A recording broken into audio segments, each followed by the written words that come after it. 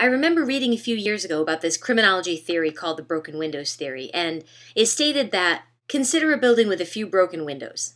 If the windows are not repaired, the tendency is for vandals to break a few more windows. Eventually, they may break into the building, and if it's unoccupied, perhaps light fires or become squatters inside. Or consider a sidewalk. Some litter accumulates. Soon, more litter accumulates. Eventually, people start leaving bags of garbage, and some people might even start breaking into cars that are on that street. So that's how that theory maps out with criminology, but I'm not a criminologist, and I'm not even sure if that's what you call someone who studies criminal justice. A criminal justice major. I'm not one of those people. I'm an English major, even though based on that last sentence and my confusion, you probably can't tell that either. But I always think about that broken windows theory in terms of my diabetes management because I feel like when I let one thing slide, everything starts to slide. And it's not a matter of staying completely in line with every little nuance of diabetes management, but if I'm not taking care of the big high-level things, I'm really apt to slack off. Take, for example, blood sugar testing.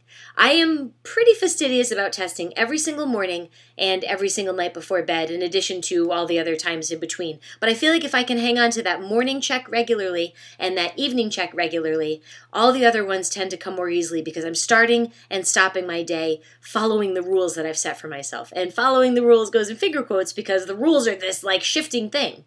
Sometimes it becomes too easy to make really crummy decisions, which is why, for me, I need to make sure that the windows are always in tip-top shape when it comes to my diabetes. Things like checking my blood sugar and taking my insulin are the windows of my diabetes management, and they can't afford to be broken. Those are things that I can't slack on, because I find when those areas start to become gray in my follow-through on them, everything else starts to fall apart. Figuring out the best basal rates for my overnights, or really fine-tuning whether or not my insulin to carb ratio is the same throughout the day, that's the kind of drill down that I'm capable of when the windows are intact. And sometimes I need to tackle one window at a time. I'm not doing a full diabetes home makeover or renovation, all at once. I fix things bit by bit because once one bit is fixed, I can build upon that fixed bit and move on to the next bit that needs to be fixed. Didn't if that makes sense? Those are a lot of little bits.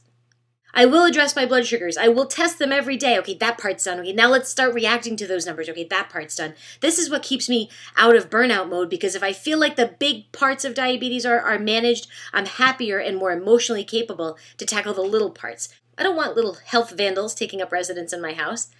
Health house, my body house. I want my house, my body, to be as healthy as possible. No broken windows. I will fix the windows. Even when the windows start to get a little, drafty, I have to just stay tuned into that and caulk the windows. C-A-U-L-K. Caulk the windows. I must do the must-dos. And then fine-tune the rest of it. Even if that fine-tuning takes the rest of my life, which it probably will, because figuring this stuff out, I don't know how, but I try, and I think that counts for a whole lot, and I won't let things stay broken, and that helps me stay away from a lot of burnout because I know that I do have a chance tomorrow to fix the mistakes that I've made today, and I also have a chance to try again. So even if today was a complete bust and all the windows seem to blow out, I can piece things back together tomorrow and try this all again. I can't change the fact that I have diabetes, but I do have a lot of control over the curb appeal.